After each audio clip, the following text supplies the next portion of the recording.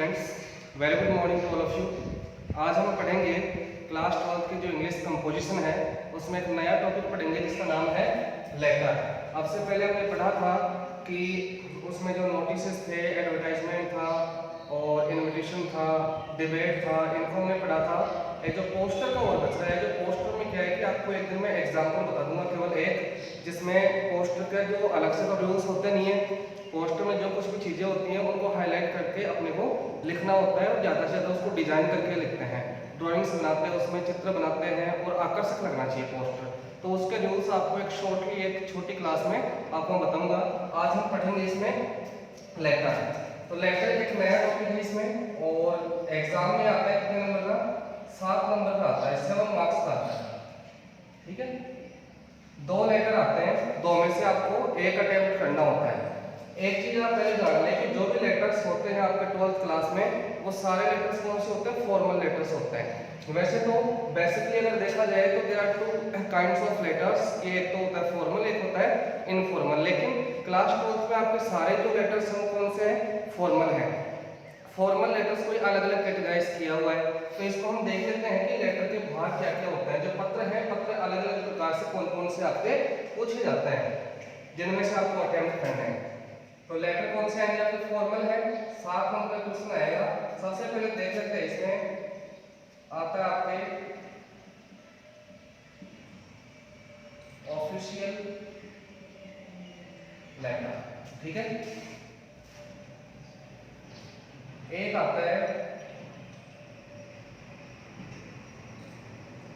Business letter. ठीक है, और एक आता है आपके जॉब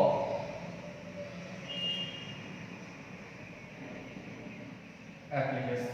ठीक है, ऑफिशियल लेटर का मतलब होता है कार्यालय पत्र। क्या होता है? कार्यालय पत्र। जो कार्यालय में ऑफिस में काम आते हैं उनको बोलते हैं हम ऑफिशियल लेटर। इनको भी हम कैटेगराइज करेंगे अभी इनमें कौन कौन से होते हैं। बिजनेस लेटर कौन सा होता है? व्यवसायिक पत्र। और जॉब एप्लीकेशन कौन सा होता है? कार्य के लिए प्रार्थना पत्र। कार्य के लिए प्रार्थना पत्र। कार्य के लिए प्रार्थना पत्र मतलब जैसे मान लो अपने पास कोई भी डिग्री है और हमें जॉब की तलाश है, तो उसके लिए डायरेक्टली उस संस्था में, जिस संस्था में हमें जॉब की तलाश है, जहाँ पर हम काम करना चाहते हैं, तो उसके लिए हमें एक एप्लीकेशन लिखना पड़ता है जॉब के लिए, कार्य के लिए, जिसके साथ में सीवी भी होता है। सीवी मतलब जो अपना उसमें पूरा बायोडाटा होता है, अपना पूरा कार्य अनुभव होता है, अपने क्वालिफिकेशन वगैरह होती हैं, तो एप्लीकेशन के साथ में वो भी हमें अटैच करना होता है। सबसे पहले देखते हैं ऑफिशियल लेटर, कार्यालय पत्र। इसमें कौन कौन सी चीजें हैं? कार्यालय पत्रों में एक तो आता है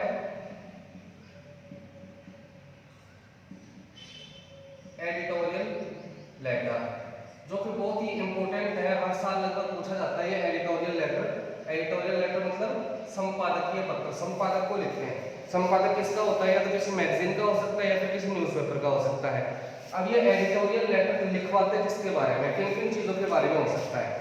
एडिटोरियल लेटर की बात करें तो ये हो सकता है एक तो सोशल स्टेटस के ऊपर, कि सोशल स्तर पे सामाजिक जो मुद्दों के बारे में, जैसे मान लो अपने आसपास में कहीं पर कोई लाउड स्पीकर की प्रॉब्लम है, कोई वाइन शॉप को बंद करवाना है, कंप्लेन करनी है, अपने आसपास में गंदगी की स्थिति है उसके बारे में कंप्लेंट करनी है, या अपने जो स्कूल में भी आप, ये पहले तो एडिटोरियल की बात कर रहे हैं, तो जिला इनको मतलब एडिटोरियल लेटर का मतलब क्या होता है कि जो संपादक है, संपादक का ध्यान आकर्षित करना होता है अपने विचारक की ओर। हम उससे जैसे मान लो किसी कंप्लेंट करते हुए लिख रहे हैं अपने एडिटर को, तो एक चीज आप ध्यान रखें, एडिटर को हम डायरेक्टली कभी भी कंप्लेंट नहीं करते हैं। एडिटर के माध्यम से जो संबंधित विभाग है उस संबंधित विभाग को शिकायत की जाती है। और एडिटर को लिखने का हमारा जो उद्देश्य क्या होता है? केवल हम एडिटर का ध्यान आकर्षित करना चाहते हैं हमारा जो कुछ भी मुद्दा है उसके बारे में, और जो संबंधित अधिकारी हैं उनसे हम एक्शन लेने के लिए हम उनसे अपील कर सकते हैं एडिटर को कि आप उनका ध्यान आकर्षित करवाएं, आप इसको न्यूज़पेपर में, मैगजीन में हमारे जो विचार है इनको आप प्रकाशित करें। तो एडिटोरियल लेटर हो गया एक तो, जब सोशल स्टेटस पे होगा ये नेशनल लेवल पर भी हो सकता है, जैसे अनएम्प्लॉयमेंट के बारे में आप विचार व्यक्त करते हुए पत्र लिखो, चाइल्ड लेबर के बारे में लिखो, करप्शन के बारे में लिखो, अन्य जो चीजें हैं वाटर क्राइसिस के बारे में लिखो, तो इनके बारे में भी लिखवाया जा सकता है। एक होता है इंटरनेशनल लेवल पर, अंतर्राष्ट्रीय स्तर पर, जैसे पॉल्यूशन एक इंटरनेशनल ग्लोबल प्रॉब्लम है, और एक हो गया जैसे ग्लोबल वार्मिंग, वैश्विक जो तापमान है उसके बारे में विचार व्यक्त करते हुए इसको हम लिख सकते हैं। एक दूसरा है देखो इसमें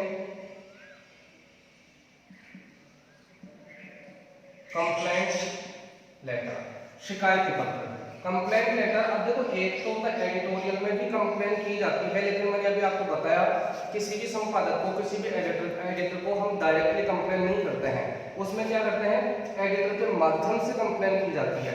और ये जो दूसरा कंप्लेंट लेटर है इसमें क्या है, डायरेक्ट जिस डिपार्टमेंट से संबंधित हमें कोई समस्या है उसी डिपार्टमेंट के किसी डेजिग्नेटर को, किसी पदाधिकारी को हम पत्र लिखते हैं। जैसे मान लो स्कूल में हमें किसी लाइब्रेरियन की शिकायत करते हुए लिखना है तो आप डायरेक्टली प्रिंसिपल को लिखेंगे, आप डायरेक्टली इसमें जिला कलेक्टर को भी लिख सकते हैं, या अन्य किसी भी डिपार्टमेंट में जो संबंधित अधिकारी है उसमें आपको एक पत्र लिखना होता है। और इसमें क्या है, डिपार्टमेंट चाहे किसी भी संबंधित आपकी समस्या हो, लेकिन आप लिखेंगे किसको, एडिटर को। एडिटर के माध्यम से आप शिकायत करेंगे कि आपके विचार अखबार में प्रकाशित होंगे और जो संबंधित अधिकारीगण हैं उनका ध्यान आकर्षित होगा, और जो भी कोई नीडफुल कोई भी एक्शन लेने होंगे तो वो फिर एक्शन लेंगे। एक आता है इसमें इंक्वायरी लेटर। इंक्वायरी लेटर मतलब जो कोई भी जांच करवाने के लिए कोई भी पत्र हम लिख सकते हैं, ये भी कार्यालय में ही आता है। तो ये तीन हो गए इसमें ऑफिशियल लेटर्स हैं, ठीक है।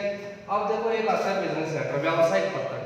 व्यावसायिक पत्र किसे कहते हैं, व्यावसायिक मामलों में किसी भी ग्राहक, किसी फर्म या किसी भी डीलर के द्वारा अन्य किसी ग्राहक, फर्म या डीलर को लिखा जाने वाला पत्र क्या कहलाता है, बिजनेस लेटर कहलाता है।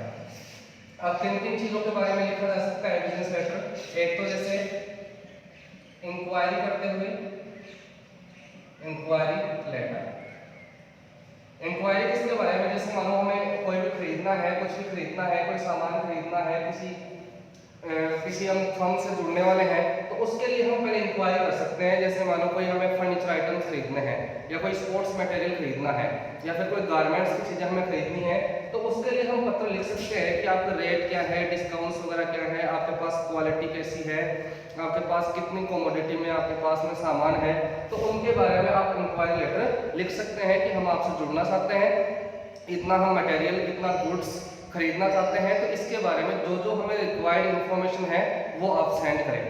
तो ये तो हो गया फर्स्ट स्टेप आता है, ये पहला चरण आता है बिजनेस लेटर में, कौन सा, इंक्वायरी करने का, कुछ भी खरीदने से पहले इंक्वायरी की जाती है।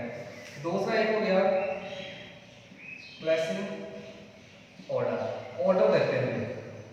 आपने पहले इंक्वायरी कर ली and now you are satisfied and now you are going to buy, you are going to purchase the goods. आप अब सामान खरीदने वाले हैं, तो उसके लिए आपको लिखित रूप से एक पत्र लिखना होगा, प्लेसिंग का ऑर्डर, ऑर्डर प्लेस करते हुए कि मुझे ये सामान चाहिए, इतनी क्वांटिटी में चाहिए, और ये मेरे पास में जो कमोडिटी है आपको मैं मतलब इस प्रकार के कमोडिटीज मेरे को चाहिए, तो आप मुझे सेंड करें। और उसमें बताना होता है कि कब तक सेंड करें, और जो पेमेंट का मोड है वो कैसे होगा, और ट्रांसपोर्टेशन कैसे होगा। तो ये सब चीजें हम इसमें प्लेसिंग ऑर्डर में बताते हैं कि ऑर्डर देते हुए, जैसे मानो फर्नीचर कुछ आइटम्स हमें खरीदने हैं, तो उसमें बताएंगे कि फर्नीचर के कितने आइटम्स हैं, जैसे स्टूल इतनी हो गई, सोफास इतने हो गए, और बेड इतने हो गए, अलमीराज इतनी हो गई, वो सारी चीज़ें उसमें बताएंगे। और फिर बाद में बताएंगे कि हमें अब तक इस तारीख तक ये चाहिए, पेमेंट का मोड आपके लिए इस प्रकार से होगा, और बताएंगे कि यह पेमेंट का हो गया और उसमें कब तक हमें चाहिए वो बता दिया हमने। ट्रांसपोर्टेशन का और बताएंगे कि इसका ट्रांसपोर्टेशन कैसे होगा। तो ये होगा इसमें प्लेसिंग ऑर्डर। अब देखो एक आता है इसमें आगे रिप्लेसिंग ऑर्डर। ये रिप्लेस करवाने वाला क्यों लिखते हैं, जैसे मानो हमने कोई वॉशिंग मशीन खरीद ली पहले, और वॉशिंग मशीन में कोई डिफेक्ट्स हैं, डिफेक्टिव वॉशिंग मशीन आ गई, कोई टेलीविजन आपने खरीदा वो डिफेक्टिव आ गया, आप उसको रिप्लेस करवाना चाहते हैं, बदलवाना चाहते हैं, कहने का मतलब, तो आप बदलवाने के लिए भी पत्र लिख सकते हैं। उसमें आप बताएंगे मैंने आपकी फर्म से, आपकी शॉप से इस दिन ये कमोडिटीज मैंने खरीदी थी,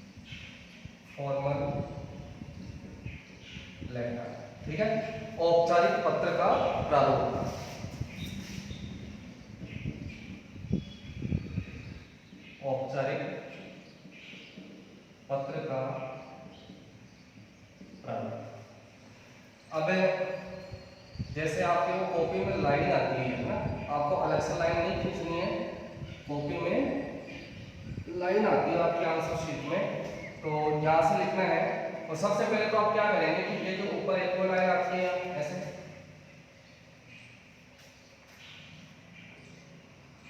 सबसे पहले तो आप यहाँ ऊपर मेंशन कर देंगे। मेंशन आपको क्या करना है, जैसे एडिटोरियल लेटर है तो यहाँ पर लिख देंगे एडिटोरियल लेटर, कंप्लेंट लेटर है तो यहाँ पर लिख देंगे कंप्लेंट लेटर, इंक्वायरी लेटर है तो लिख देंगे इंक्वायरी लेटर, बिजनेस लेटर है तो केवल आप बिजनेस में चाहे वो 4 भाग मैंने बताया उनमें से कोई सा भी आए आप यहाँ पर लिख देंगे बिजनेस लेटर। ठीक है, जॉब एप्लीकेशन हो तो यहाँ पर लिख दो जॉब एप्लीकेशन, कैपिटल लेटर में लिख दो ऊपर। अब नीचे आपको यहाँ पर क्या करना है, सबसे पहले आपको एड्रेस लिखना होता है। एड्रेस किसका, अब इसको आप 3 लाइनों में एड्रेस लिख दो। ये एड्रेस किसका लिखते हैं, जो पत्र लिख रहा है, पत्र जो सेंडर्स एड्रेस इसको कहा जाता है, पत्र भेजने वाले का पता। तो ये एड्रेस सबसे पहले आ जाएगा सेंडर्स एड्रेस है ना। फिर ये डैश डैश जो मैं लगा रहा हूँ, डैश डैश का मतलब है कि आपको एक लाइन छोड़नी है। तो अब जब लाइन छोड़ने वाला तो कोई नियम है कि स्पष्ट रूप से जो चेक करने वाला है उसको नजर आए कि कौन कौन से पॉइंट आपने लिखे हैं, वो पॉइंट बढ़िया तरीके से हाईलाइट हो। यही एक उद्देश्य होता है लाइन छोड़ने का। वैसे एक्चुअली कोई भी पत्र लिखा जाता है आधिकारिक रूप से और एकेडमिकली, तो वहाँ पर एक जो कोरा कागज जो होता है ना जिसमें लाइनिंग नहीं होती, उसी के ऊपर वो एक्सेप्टेबल होता है। लेकिन यहाँ पर आपके पास में आंसर शीट होती है, उसमें लाइनिंग्स होती हैं, तो वहाँ को क्या करना है, एक एक लाइन छोड़ देना है। और फिर भी आप पेज के हिसाब से देख सकते हैं कि पेज अगर आपके पास में छोटा है तो आप लाइन ना भी छोड़ें तो, लेकिन आपको पॉइंट अच्छे तरीके से लिखना है कि एक एक पॉइंट आप उनको चेक करने वाले को समझ में आ जाए। इसके बाद में वो डेट है, तो डेट आती है on which you are writing the letter.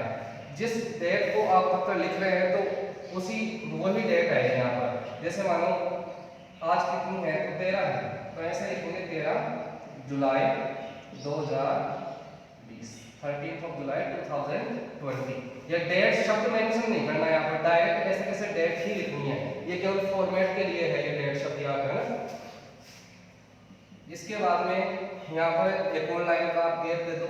इसके बाद में आप लिखेंगे द लगाकर डेजिग्नेशन, द का प्रयोग जरूर करना है, और यहाँ पर लिखेंगे डेजिग्नेशन।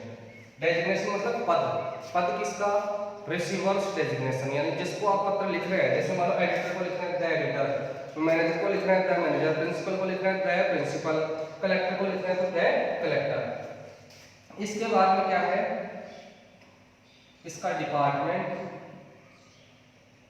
जैसे एडिटर को लिख रहे हैं द एडिटर, डिपार्टमेंट कौन सा हो गया, कहने का मतलब कौन से न्यूज़पेपर का एडिटर है, कौन से अखबार का वो संपादक है, तो वो अखबार का नाम आ जाएगा। The editor the Rajasthan Patrika, the Dainik Bhaskar, the Hindustan times, कुछ भी है तो यहाँ पर आ जाएगा डिपार्टमेंट। कलेक्टर को लिख रहे हैं तो उसका अलग से कोई डिपार्टमेंट नहीं लिखना है, केवल आपको उसका एड्रेस लिखना है, the collector Jaipur, the collector Alwar, कुछ भी जो डिस्ट्रिक्ट है उसके हिसाब से।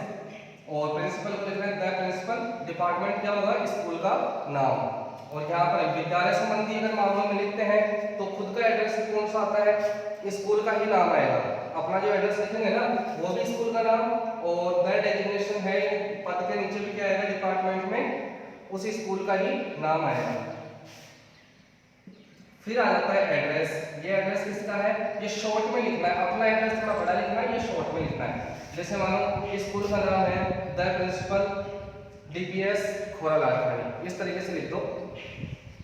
तो ऐसे शॉर्टली इसका एड्रेस, एड्रेस किसका, डेजिग्नेशन है, किस डिपार्टमेंट में हो और डिपार्टमेंट कौन से क्षेत्र से संबंधित है। उसके बाद में लिखते हैं क्या, सब्जेक्ट, लाइन छोड़कर। सब्जेक्ट में डायरेक्ट टू लगाकर या अबाउट लगाकर लिख दो, ठीक है। टू या अबाउट लगाकर आपका सब्जेक्ट है, वो सब्जेक्ट लिखने के बाद में फुल स्टॉप आपको नहीं लगाना है, सब्जेक्ट के बाद में कोई भी फुल स्टॉप नहीं आता है। इसके बाद में देखो यहाँ पर आप लाइन छोड़ सकते हैं, अगर ये सब्जेक्ट एक ही लाइन में आता है तो। दूसरी लाइन में अगर आता है तो यहाँ से सब्जेक्ट को लिखते हैं तो एक लाइन का गैप वैसे वैसे रह जाता है, तो फिर आपको लाइन नहीं छोड़नी। लेकिन एक ही लाइन में आता है तो यहाँ पर लाइन छोड़कर लिखो सर, कॉमा वगैरह कुछ नहीं लगाना, सर लिखकर, यहाँ पर कॉमा वगैरह कुछ नहीं होता। और नीचे वाली लाइन है वो यहाँ से स्टार्ट नहीं करनी, बिल्कुल यहाँ से इसके नीचे से ही आपको स्टार्ट करनी है।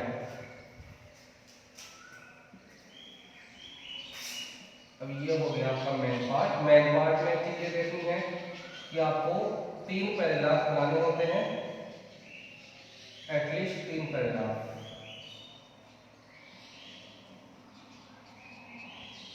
ठीक है,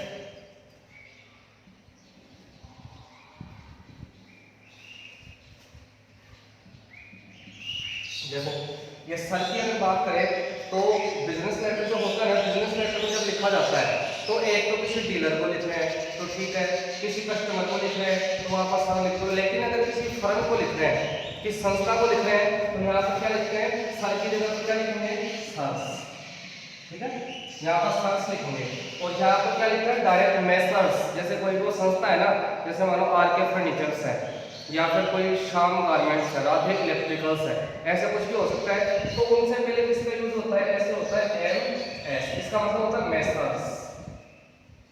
ठीक है, मेसर्स से किसी संस्था के नाम से पहले प्रयोग किया जाता है, तो डायरेक्ट क्या लिखते हैं, ये डायरेक्ट लिखते हैं आप मेसर्स, और फिर उसका नाम जैसे मेसर्स आरके फर्नीचर्स, उसका एड्रेस लिख देंगे, और यहाँ पर सर की जगह पर क्या लिखोगे, सर्स लिखोगे, क्योंकि संस्था क्या होती है, संस्था एक पार्टनरशिप होती है जिसमें जितने भी साझेदार हैं, जितने भी पार्टनर्स हैं, सबको संबोधित करना होता है। तो केवल एक व्यक्ति नहीं है वहां पर क्या होंगे, बहुवचन में है, तो यहाँ सर की जगह पर क्या लिखते हैं, सर्स लिखते हैं।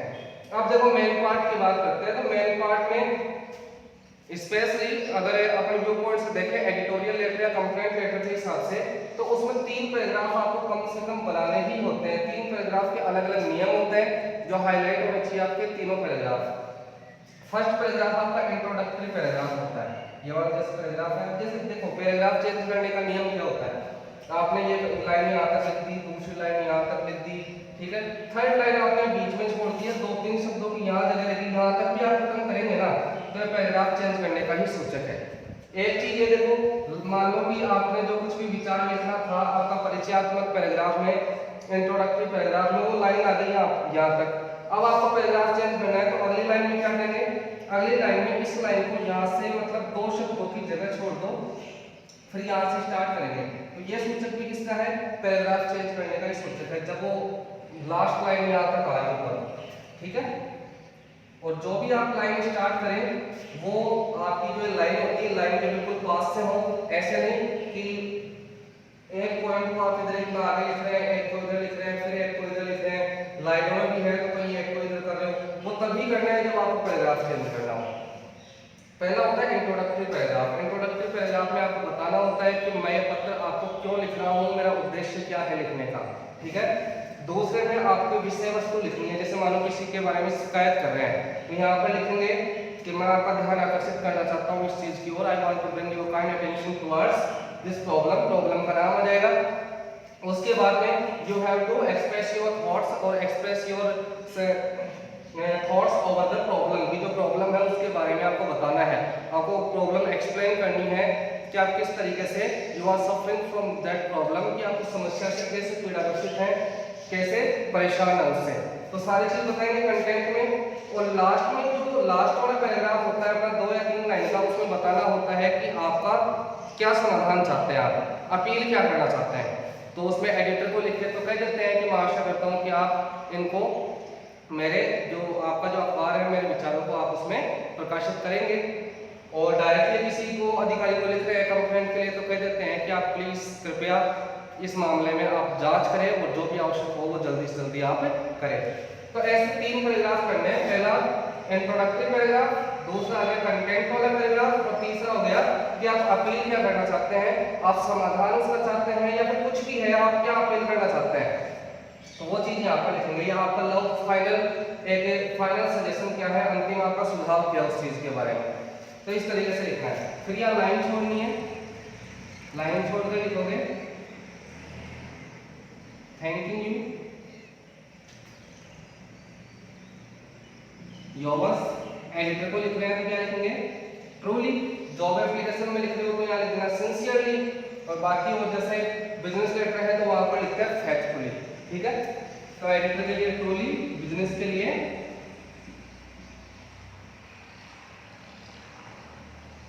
फैक्टफुली, और जॉब एप्लीकेशन के लिए भी आप फैक्टफुली लिख सकते हैं, और वैसे कोई दिक्कत नहीं, आप सिंसियरली का भी प्रयोग कर सकते हैं।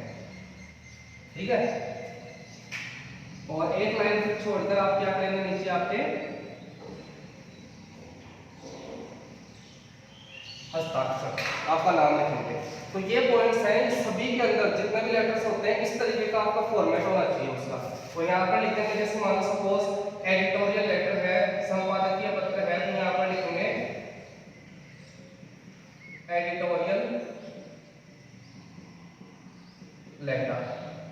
ठीक, अब इसमें नियम समझ लो, कितने नियम हो गए। फर्स्ट हो गया सेंडर्स एड्रेस, जो पत्र भेजने वाला है उसका पता, फर्स्ट नियम।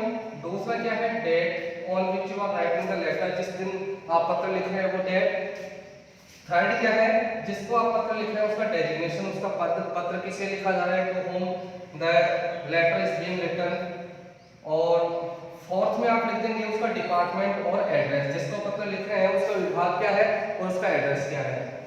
और फिफ्थ में क्या लिखेंगे आप, सब्जेक्ट लिखेंगे, आपका विषय लिखेंगे, जो बिल्कुल संक्षिप्त हो। सब्जेक्ट ज्यादा बड़ा नहीं लिखना है, छोटा सब्जेक्ट लिखना है, लेकिन उस सब्जेक्ट के थ्रू पढ़ने वाले को मालूम चल जाना चाहिए कि लेटर है किस चीज के बारे में। बहुत ही आपका सटीक जो सब्जेक्ट होना चाहिए। सिक्स्थ में आ जाता है सैल्यूटेशन का। सैल्यूटेशन का जाता है इसको संबंध या संबोधन करते हुए जो हम लिखते हैं, इसमें सारी या फिर मैडम का प्रयोग करते हैं। सेवंथ में है, तो सेवंथ में आपका मेन पार्ट है। मेन पार्ट में आप ध्यान रखिए, 3 भाग है, 3 तरीके से, मतलब 3 टुकड़ों में आपको कम से कम ये पैराग्राफ मेन पार्ट है जो लिखना है।